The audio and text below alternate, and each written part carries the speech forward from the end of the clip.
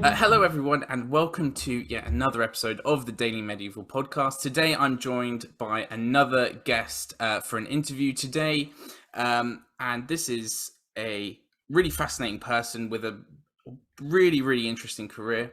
I'm joined by an award-winning archaeologist with decades of experience in the field. He has led major projects at sites including the Tower of London, Palace of Westminster, and Southwark Cathedral, to name just a few. But here today, he's talking about castles, the wonderful world of castles. And so with that in mind, I'd love to welcome building archaeologist and architectural historian, Dr. James Wright. Thank you for Hello. joining me. Hello, thanks for having me on, Luke. It's a real pleasure and a privilege to be here. No worries, thank you. So I guess really like with most of my interviews, I start off by kind of going into really what led you to kind of being where you are now. Where did your love for history and specifically castles and archaeology begin? So I quite like that question, and also I'm slightly daunted by it because I have a fairly non-standard career development in that most of my career decisions have been made as a result of sitting in the right pub on the right evening with the right person, rather than having some sort of, very developed career strategy which I can explain, which will be completely understandable to any other budding archaeologist or historian. Essentially, my interest in history started as a very young kid, probably about the age of 5 or 6. And at that time, we only had, I think, 3, possibly 4 TV channels. So I can't remember if it was before Channel 4 started even. But we used to have films on at 6 o'clock on a weekday on BBC Two, and they were always old films made during the 40s and 50s. And I remember seeing this war film and just be completely blown away by what an amazing story it was. I can't remember what the title of the film was at all, but just being so enraptured by it. And then my mum sort of saying, well, you do know that both your granddads actually fought during the Second World War. And me just, I couldn't believe that this was real. Something so staggeringly adventurous was real. And I eventually talked to both my granddads. Their stories were quite different. One granddad had basically fought everywhere. He'd been throughout the North Africa campaign. He'd come in through Sicily, he'd gone up through Italy, and then into Germany from that direction. And he was one of the liberators of Bergen-Belsen. Whoa. So he had quite a story, which he didn't really tell you because he was so messed up by what he'd seen, and he'd had some really staggeringly awful experiences, that he'd tell you where he'd been, but he wouldn't tell you what had happened. Whereas my other grandfather, he came into the war quite late. He was a bit younger. He was a truck driver. He came in after the D-Day landings, so he didn't have to go through the terrible traumas there. But on the way up to Germany, he got blown up in his truck, so he had sort of bits of shrapnel in his body and the like, but he was invalided out, came back, and then he was there after the war had finished in Berlin, and he couldn't wait to tell you all of the stories. But he'd had even though he was wounded, he'd had a slightly less traumatic war, so his stories were much more sort of colourful.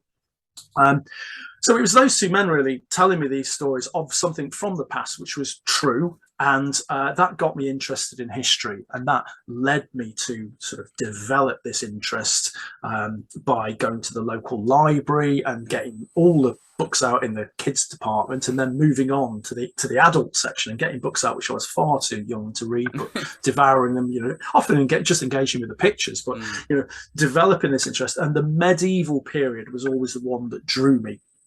Eventually going through school and college and studying history, coming to the conclusion that I would like to study archaeology at university, and then eventually coming to Nottingham, which is where I still live, in the mid-90s, and studying archaeology there with people like Lloyd Lang and people like Geoffrey May, and especially Philip Dixon, who was one of the people who invented the discipline of buildings archaeology. He was right there at the crux of the matter really early on, and he gave me this real love for the historic built environment. And ultimately I decided during my third year that I wanted to become Phil Dixon. and more or less have managed that. I'm not like he was in post at a university, but we've worked on many of the same buildings. We've worked with many of the same people, and my life has certainly gone down the same route that his has, looking at medieval houses, medieval castles, and medieval churches. And that's very much the trajectory that my career has taken me in. Oh, that's fantastic. I love how, and I find this with so many people in history, that there is this kind of deeply woven connection to kind of people's experiences and kind of specific potentially sites, or kind of essentially a cultural heritage. I mean, with my background as well, I also had, I mean, it was a great grandfather who was in the war. He was in the Home Army in Essex, but then his brother was fighting and died in the fall of Singapore. So again, it's this kind of cultural history. And I imagine that, I mean, as well with your kind of focus on castles and everything, I mean, how key is cultural heritage and kind of things like the English heritage and national trust to history? So I think there's two ways of looking at that. My own cultural heritage is my upbringing and the area where I grew up and the family stories. And as I say, a lot of it, my initial interest was obviously the family stories. That is my cultural background, I suppose. I think it was Michael Wood, the historian, who said that if you want to understand someone, you need to look at the 20 or 30 years before they were born, because that is the context for their existence. So I was growing up in the 1970s and 80s. So of course, my cultural background, the 20 or 30 years before that, is the post-war period. So of course, I was talking to people who'd fought in that war, but also in terms of the locational cultural background. I grew up in Staffordshire, in the heart of the Midlands, and I grew up in a fairly one might say insignificant small town where not a lot happened. However, enough happened to essentially spark my imagination and my enthusiasm for this subject. So I got really interested in the fact that there was a completely lost priory in my town, which is a place called Stone near Stafford. There was a lost priory, and that really fired my imagination. Could we find evidence for it? But further afield, and literally in the fields behind my dad's pub, there was lots of earthworks on a place called Stonefield. Now, you know, you can read lots about them in various journals. An antiquarian thought that all of these earthworks were for druids to line up to watch their ceremonies. Latterly, I came to understand that actually it's medieval ridge and furrow ploughing with strip lynches.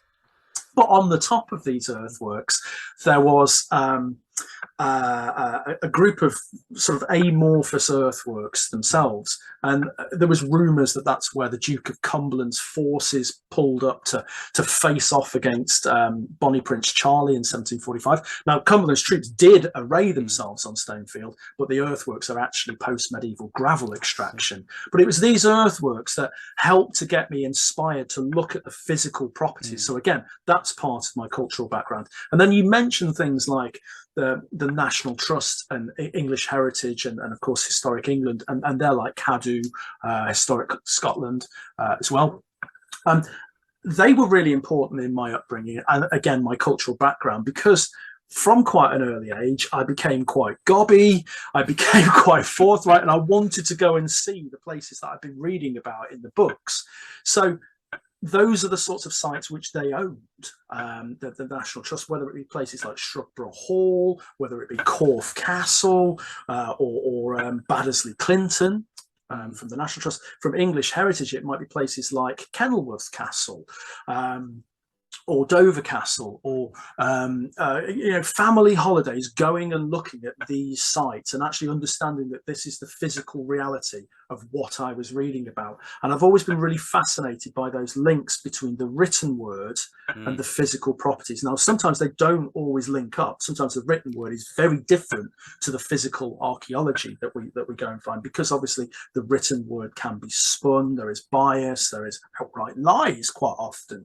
But when you can get the two to marry up, when you can read that there was the building accounts for the construction of a new tower in such and such a year, and these events happened in this tower. And then you can actually go and physically look at that building. So that's the kind of the way that the buildings, the structures, the earthworks, the monuments tie in with what I've been reading. And I think that's the importance, that that's really what sets the synapses flying and firing, really, is being able to understand the physicality, the materiality of something that you're reading about, and that makes it so much more alive and relevant for me. No, definitely. And I completely agree. I mean, I've dabbled a little bit in archaeology, and it is fantastic to be able to see kind of physical items that are not just words in a book. Definitely. But you started your journey into archaeology almost 26 years ago, I think. How has technology shaped your career and changed archaeology in that time? Yes, so I went to university in 1996, if that helps give some context. And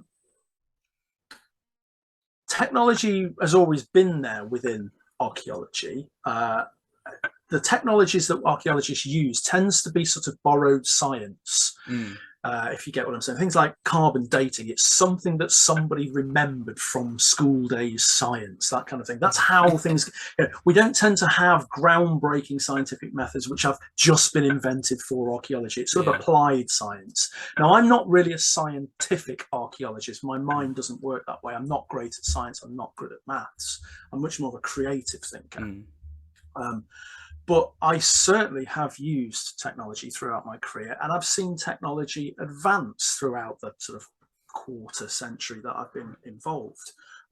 So, for example, when I was handing in my undergraduate essays, we were still handwriting them for the first couple of years. You know, it was just the use of a word processor or eventually a laptop was a new thing. You know, it wasn't a requirement at the beginning. Things like when I was first taking photographs on site, it was with a film 35mm black and white exposure. So I learned how to develop my own images in the departmental darkroom, which is something I really enjoyed doing. I found it absolutely absorbing. But within a couple of years, everything had gone to digital. So I've seen, you know, I sound like a really old person now. I'm not. I'm only 44, but I have seen a great changeover. There's also how we can access documents and reports. Previously, it was all, if it was an archaeological report, it was a spiral-bound A4 affair, and you would leaf through it and in a library or an archive and something like that. Nowadays, of course, we have things like Oasis and also the Archaeology Data Service, which actually puts these things online for us as PDFs. So we have the availability at our fingertips of the world's resources in archaeological thought, whereas previously to find the new research was quite difficult because, again, it was a physical thing. So just things like that have really come on. I suppose when I was just before I was starting in archaeology, we were starting to hear about geophysics, the looking beneath the soil using various techniques. And that had been emerging throughout, I think, the late 80s through the 90s, etc., etc. But that, again, has come on leaps and bounds with new techniques and closer scanning technologies. So photogrammetry, for example, being able to get 3D models or be able to draw from photographs. These are all things which have come on during my time. Now, I don't profess to be an expert in any of those things. I can use certain packages. Probably the one that I use the most is AutoCAD, which is a drawing package, which was actually invented, I think, in the very late 60s. And I seem to remember doing a computing in archaeology course in about 1998 or something like that, and having a go for an afternoon on AutoCAD. But now I use it most weeks to produce principally 2D elevation drawings, sectional elevations, and phase plans, which are essential to being a buildings archaeologist. So, you know, there's lots of technology. We use it. Other archaeologists use it in much more different ways to myself. But yeah, we have all this available to us. And really, in the mid-90s, not a lot of this was available. We were still drawing in ink, for example, when I did my first architectural drawing of the parish church, whole parish church, which I surveyed on my own. I drew that up in pen and ink on a proper drawing board. So things have definitely moved on. Yeah, definitely. And I feel as though, especially with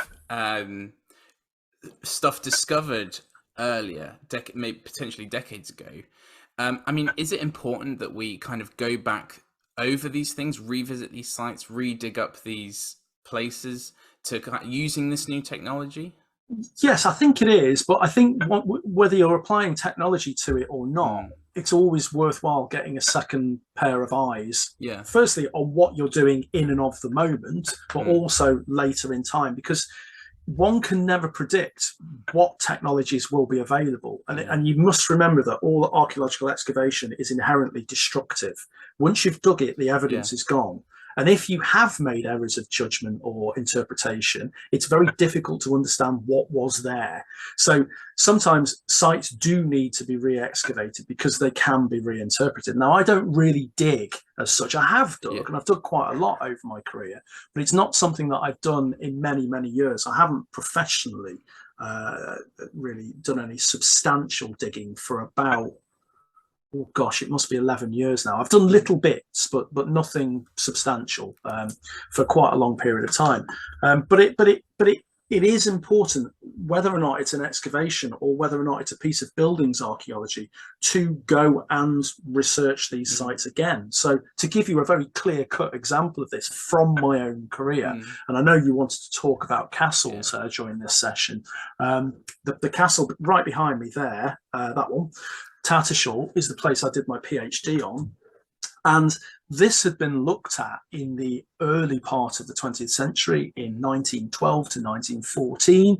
The site was acquired by Lord Curzon of Kedleston. He brought in a conservation architect called William Weir, and he let Weir loose as an archaeologist. But of course, Weir didn't have the training in excavation, so we don't really have any clear records of what he did or what he found.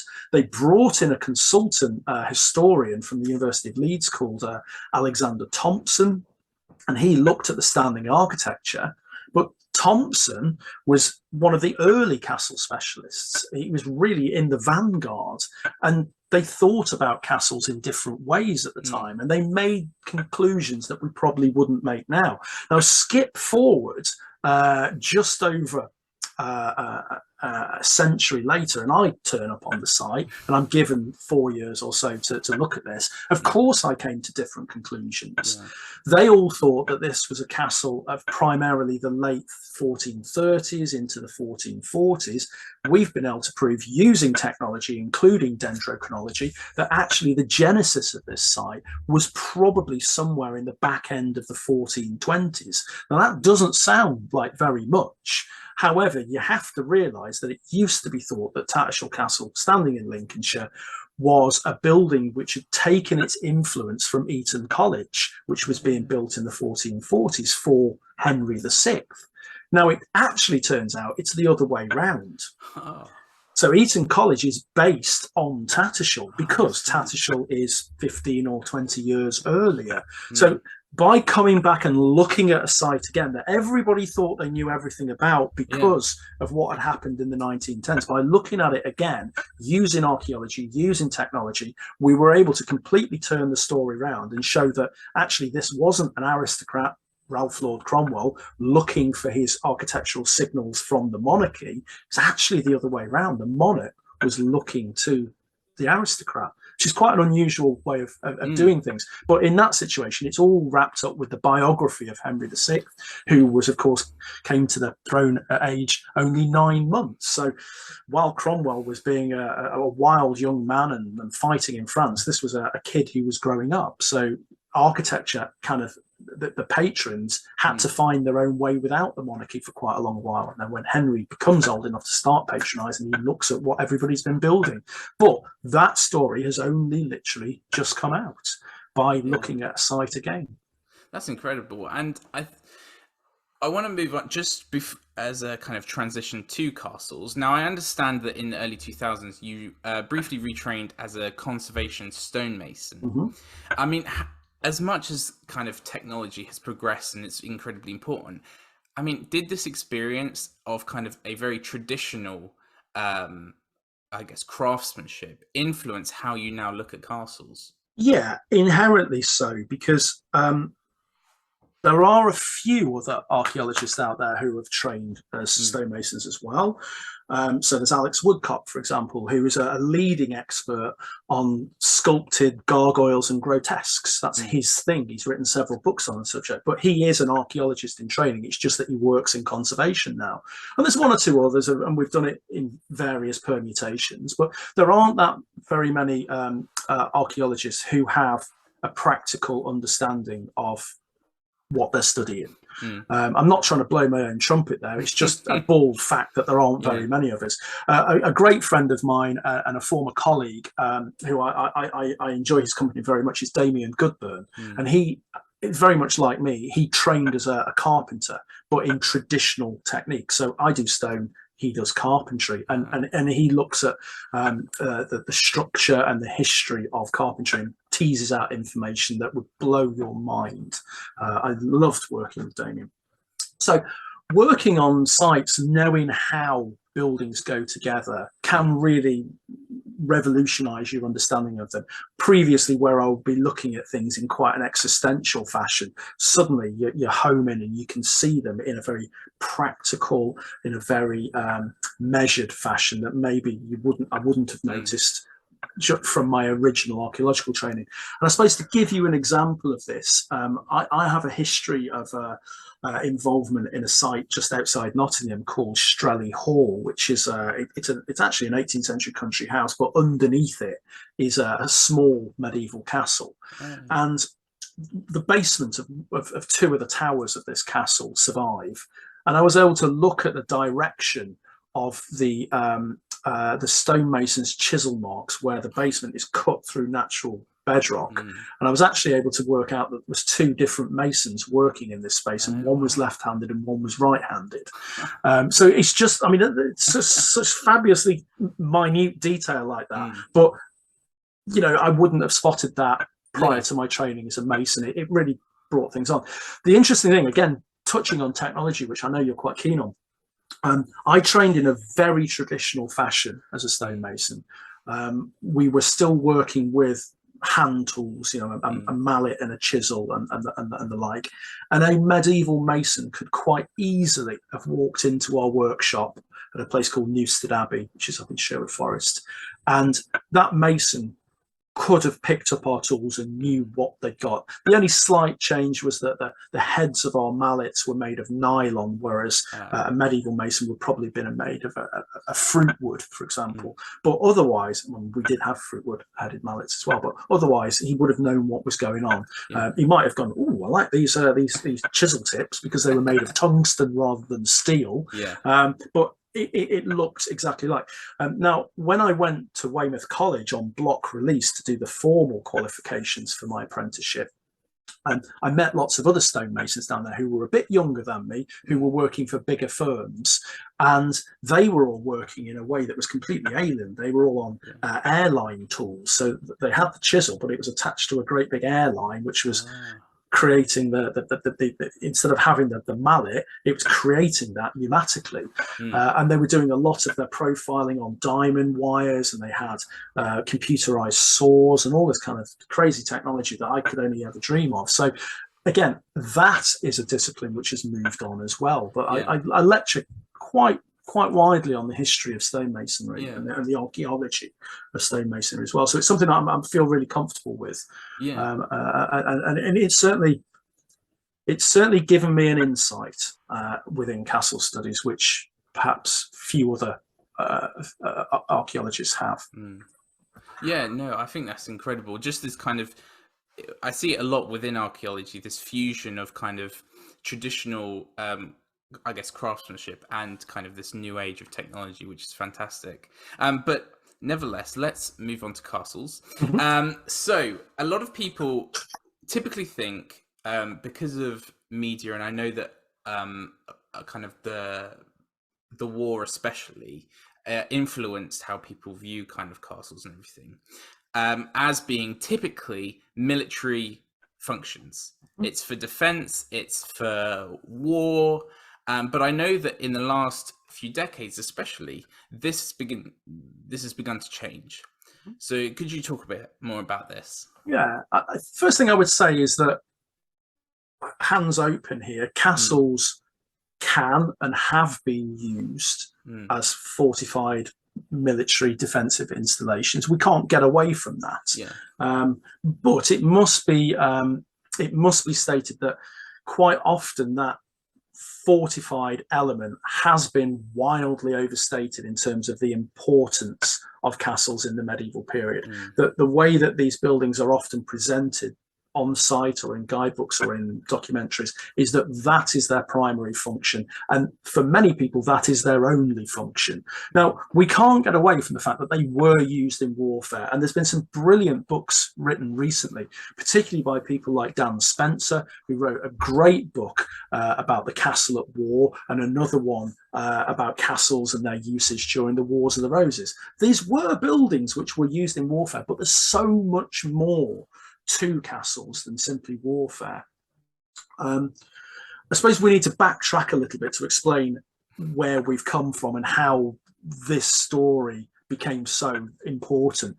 Castle studies was quite late to the party. So within architectural history, initially folk were interested primarily in churches, cathedrals, monasteries. That was the thing that drove most interest in the, I suppose, 17th, 18th and 19th centuries. Towards the end of the 19th century, though, castle studies starts to get a look in, and we start to see the first books being written by people like G.T. Clarke in this country, and slightly preceding him, Eugene Viollet-le-Duc in France. So they're starting to look at castle studies. They're coming out of the age of empire. Whether it be French specialists or German specialists or British specialists, they're all involved in this world that is caught up with empire, whether it's the British Empire or the emerging Germanic Empire, whatever it is. We're seeing this late 19th century, early 20th century world, which is wrapped up in empire, and the idea of the bureaucratic running of an empire and the need for a military backing. We're also seeing a lot of war at that period in time in this country or this state. That's initially the Boer War, the First World War, the Second World War, and a lot of the people who are involved in early castle specialists have either seen active military service themselves or have just lived in that world, talking to lots of soldiers, living through a world war. And as a result, there's a very militaristic, imperial view of the world. So if they see something with big, thick stone walls and towers, well, it must be a fort, because we've seen forts in the age of empire and we know what they're for. So therefore, these medieval buildings must be the same, but they're not. Crucially speaking, they're not. And it took a long while for people to sort of wake up and realize that there's more to a medieval castle. That they're actually, to my mind, the most complex structures built during the medieval period. There's so many functions to them. But by that point in time, we're looking at the very late 70s, 80s and early 90s, by the time these serious questions get asked and the subject starts to move on. By that point, all of these early castle specialist work has been sort of soaked up. There's been popular books written. There's been lots of Hollywood films. There's been TV dramas. There's been popular documentaries. And people have got the message. The general public has got the message that these are fortified buildings. So that when the question starts to be asked, is this true? You've got decades, if not a century's worth of scholarship, which is essentially missing the point that castles are the most complex buildings going, and that they're not just there as forts. They're partly fortified, but they're used as places of justice, the courts. They're used as theatrical backdrops for ceremonial pageants. They're used for feasting and banqueting. They are used as art galleries. They have a religious aspect to them as well. Many of them have churches or collegiate churches or even monasteries attached to them. So there's so much more going on with these spaces.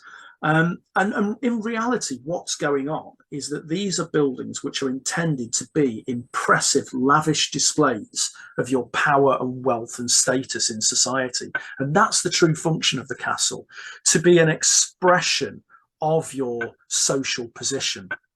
And everything else fits in with that. And of course, militarism and fortification is part of your expression of power and might, but that has become, or was, the thing that was looked at almost to the exclusivity of everything else that goes on in the castle. They're essentially really fancy domestic palaces.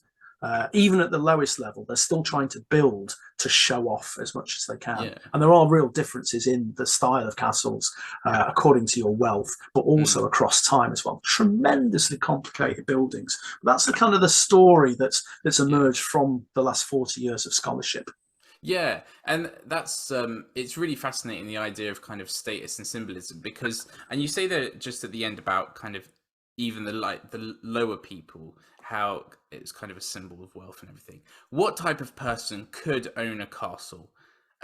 Because I mean, I'm here in Norwich, and we have the main castle that was built, I believe, by Henry II.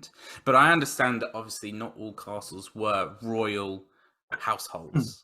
So Norwich is a good example of this, because it is a royal castle. It's founded initially under William the Conqueror. Right. It's a really early one. It's mucked around with over time, and obviously there's a lot that's no longer present because of urban encroachment. And this used to be thought as being the genesis of castles. The Normans come over 1066 and all that, and that's when we start to see castles. But the more people have actually looked at these sites, the more they've realised that actually there's quite a lot of what we could term castles in the Anglo-Scandinavian period. So a lot of people think about castles as being built for kings, but in the Anglo-Scandinavian period, in the really the 9th, 10th, and 11th centuries, you're seeing enclosed private residences which have got quite impressive gatehouses and big banks and ditches and a hall and maybe a chapel and stables and the like internally. And to all intents and purposes, that is a castle. And there's lots of people who are building these. They tend to be of the sort of thainly rank or earls or that kind of thing. They tend to be for somebody who's impressive. And after the Norman conquest, that pattern more or less continues. Anybody who can afford to build a castle builds one, because it establishes your serious credentials in society. You're a man who's arrived, or indeed a woman who's arrived. We don't have that many castles that are built for women, but they do exist. And we certainly have a number of castellans, people who look after castles and are in charge of them as women. That's quite common. However, it's mainly a boys' macho environment. Most medieval households are exclusively male, or almost exclusively male. And we're seeing people from not quite all sectors of society, but yes, you're seeing your kings, your dukes, your earls, your major churchmen, archbishops, bishops, abbots even. But also there is another rank of castle builders as well. And it's your knights, members of the gentry, well-to-do merchants can build castles. Even lower-ranking churchmen, such as canons or what are called prebends, ministers, are building them as well. So it's just simply a way of expressing the fact that you've arrived in society. You've got enough cash to build one of these things, and they often are built as part of your leg up in society. So it's part of the display. I'm here, I'm the big man. And you build probably to just slightly further up than you can afford. And you probably ruin yourself financially doing it. But a lot of these are much smaller sites than people would necessarily imagine. It's not all Kenilworth, it's not all Warwick, it's not all Dover. We do have our smaller sites like Ballersley Clinton or Strelly Hall or Annesley Castle, quite local to me. Yeah, and I think that's really interesting, especially when you look at the evolution of castles from the Motte and Bailey to these kind of stone fortresses like Carnarvon and all these other various sites. I mean, what spurred on this evolution? How did we go from these wooden towers to these vast kind of really dominant features in the landscape? Well, I would say one thing, that stone castles have been there from the inception of castle building. So in the Anglo-Scandinavian period, we have a fair amount of evidence for stone towers, for example. They do exist. Michael Shapland, who is based at Archaeology Southeast, has written a brilliant PhD in a book and a number of papers on Saxon castle towers, and looked at all sorts of sites, and the emergence of the tower as the dominant feature of a castle, the architectural focus. And that, again, carries on through. So by the time of the Norman conquest, again, we're seeing these great stone towers at places like the Tower of London, Colchester, Norwich, but also at a baronial level at places like Chepstow, and probably at Ludlow and other sites as well. They are building in stone, but again, it's all about what you can afford, what's available locally. But yes, you are quite right in saying that at the early period, a lot of these castles are earth and timber, but that doesn't mean that they're not complex. Because when these sites have been excavated, and a reasonable number have, there's a great book on timber castles by Barker and Hyam, which came out, 32 years ago now, but it drew upon lots of data of excavated sites at places like Hen Domen near Montgomery, and also places like Stafford Castle, and it showed that these were densely clustered village-like groupings of very complex enclosures, where it wasn't just a tower on the motte, which is the great big mound, and a palisade, and that's it. They've got all sorts of structures within. Not only have you got the higher status stuff like your hall, your residential solar range, maybe a chapel, but also there's all the stuff, the service buildings that are so important to the running of a castle: stables, granaries, barns, animal sheds, wagon sheds, lodgings for your retainers. And they're densely packed, particularly places like Stafford, densely packed. So there is a complexity that's always been there. And as these lords rise up in society, they're all jockeying and vying for power, and you've got to have the latest technologies. And architectural thinking changes across the medieval period. I like to get people thinking when I talk about the changes in castle design. It's think what your modern house looks like. If you go to a modern housing estate, go and look at one of those houses there. If you don't live in one, go and look at a modern housing estate, and then go and look at a house of the 16th or 17th centuries, timber framed, maybe thatched roof. They look completely different because the world is completely different. They're 500 years apart. Now think about the medieval period. It's not homogenous. Things change across both time and space, and also societal position as well. It's a really complex organism. So that the castles of the 11th century look nothing like the castles of the 16th century, because technology moves on, because the abilities of stonemasons and also crucially carpenters moves on. And as one does something, it alters the thinking of their contemporaries and their peers. And so they change as well. And then the next generation wants to get one up on them as well. And they're adding to older buildings as well, knocking bits down, punching holes through. Tremendously complex archaeologically, these buildings are. So things change because people change. And we should never imagine that these are buildings which change organically in and of their own. They change because their functions need to alter as society itself becomes more complex. Yeah, no, definitely. And I wonder as well, connecting back to kind of your stonemasonry, when we see this evolution, do we see an evolution in kind of the stone that's used, and kind of the materials and the way in which castles are built on a material level? Yes. When the Normans first start building in stone in the late 1060s, 1070s, quite a lot of those sites, in particular the Tower of London, are built using imported stone from Normandy itself, from Caen. And you can see this physically in the construction of the Tower of London. Now, much of the Tower of London has been replaced in other stones. Quite a lot of it's in Portland stone, for example.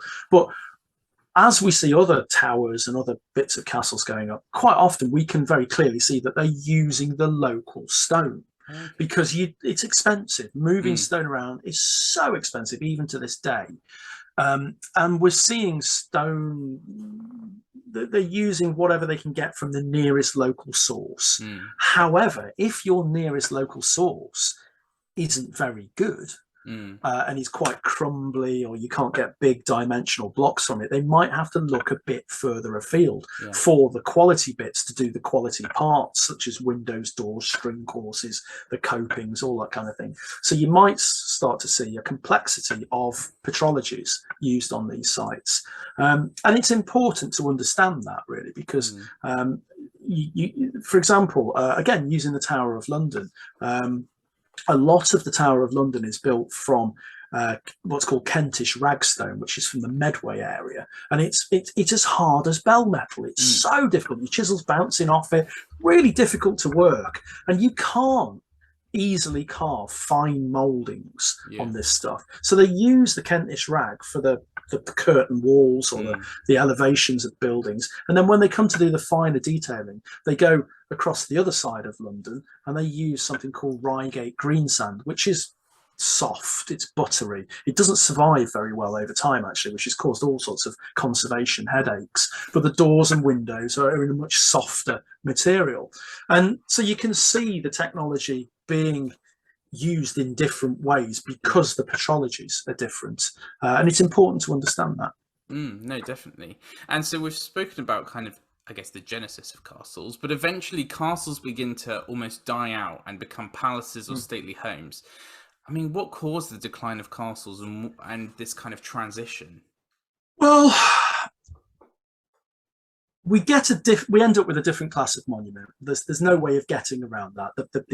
The Renaissance and post medieval country house, your Longleats, your Hardwicks, your Wollertons, your Chatsworth, they look very different fundamentally to the medieval castle as we know it. But we have to remember that their functions, their purposes, are remarkably similar to the medieval castle. It's still about establishing your position in society, showing off your privilege and your wealth, all of those things. There's still art galleries, there's still theatrical backdrops, there's still fundamentally part of a wider landscape which is managed to express lordship. The country house is doing the things that castles have always done. It's just that there is a linear progression through from the Anglo-Scandinavian period up to the really impressive neoclassical buildings of the 18th century. They are still fundamentally fulfilling very, very similar functions in society. Society's changed, but there are certain things that society does that don't really change. It's the reason why we've still got massive skyscrapers, vanity projects going up on the banks of the River Thames, that there are certain people in society that want to use their wealth to patronize extraordinary architecture. It's to look at me, look at the position that I hold, I can do this. So it had been couched previously that there was a decline of the castle, that castles got more and more militarily complex up to the end of the 13th century, and then we see a decline as England becomes safer. We see a decline down to the country house, and it doesn't really work that way. It's much more of a linear sequence as technologies alter, as society alters, that the visuals change, but the purposes remain actually remarkably similar throughout. So in terms of why things change, well, it's kind of linking back with what I said before. They're vying and jockeying with each other in society, and things organically evolve according to the needs of human agency. And one of the things that we see is that households get much more complex over time. So the size of the retinue of a great lord will increase over time. To give you some examples of this, by the 14th century and the 15th century, the monarch is moving around with about 700-800, maybe up to 1,500 people in their retinues. Previously, they might only be moving in the 12th century with maybe 150-200 people. So obviously, those earlier castles are much smaller. They're much less complex, even though there is a complexity to them. But over time, the sites get bigger. There's more lodging ranges. There's more accommodation, and I suppose you might say the complexity of social admission to different areas alters as well. So you might start to see castles such as, and again, I'll use the example from my own research of Tattershall, where you've got a great hall. All castles pivot around the great hall. It's the great centre of a castle where everything occurs. But at Tattershall, you've also got a lesser hall for the retinue. You've got a dining hall for the lord as well. So you can see what was previously been just one space is now three. That complexity, as society becomes much more advanced, and that leads to changes in castle design. Incredible. I mean, it's absolutely fascinating, castles are, and the complexities to them. And I wish I could talk to you about them all day if it weren't for the confinements of time. And so just to kind of finish with, I mean, what piece of advice would you give to someone wanting to get into archaeology? Yes, I often think back to what my tutor said to me. My tutor, when he said, it's a great hobby and a lousy career. I think in order to be an archaeologist, you've got to admit several things. You're never going to get wealthy. You're never going to have a really extravagant lifestyle. You're never going to own a castle. Fortunately, that's never going to happen for you. As long as you're okay for a sort of genteel poverty, then go for it, but don't expect it's going to be like, a very wealthy background. And you have to try and consider what you want to do with it. If you just want to go and do a bit of digging and have a bit of a look, then you can do that as a hobbyist. That can be done. But if you really, really are sold on the idea of doing this for a living, the fundamental piece of advice for you, well, there's a couple of bits, but you've got to be stubborn. Because it's very difficult to get into as a career where you can last. It's quite easy to get into at entry level. You do your degree, you get a job, but then to progress that job, it's quite difficult. And I would always say, find what you're interested in and you do you. So buildings for me with a niche in castles. It could be Roman pottery, it could be historic carpentry, it could be bricks, it could be anything. Whatever it is that you have got yourself an interest in, and make sure that you're the person that people come to for that. That you found a niche. You've got to be stubborn to do that, though, and you've got to take the knockbacks, and you've got to be able to keep moving and to keep finding new ways. And that is really important as well. You've sort of got to almost be like water. You see the problem ahead and you flow around it rather than sort of bouncing back off the rocks. That's never going to do you any favors at all.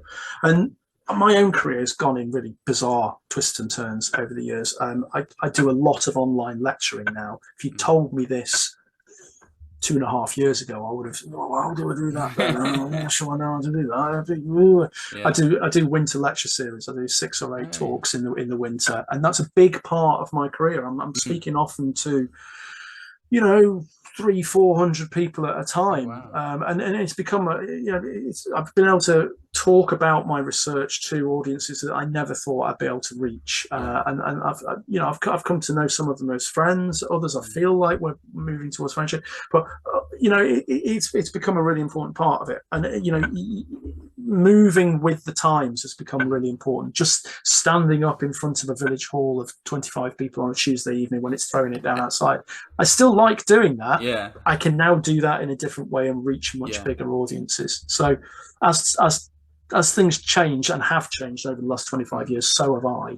And my way of looking at sites has changed as well. And I hope in another 25 years will have continued to change. And a day where I don't learn something is a bad day. So always make sure, again, if you're getting into this, just keep the reading up, keep visiting these sites. It's really important, even if you don't do it professionally. I love doing it in my spare time. It's a busman's holiday for me. But you've got to be stubborn.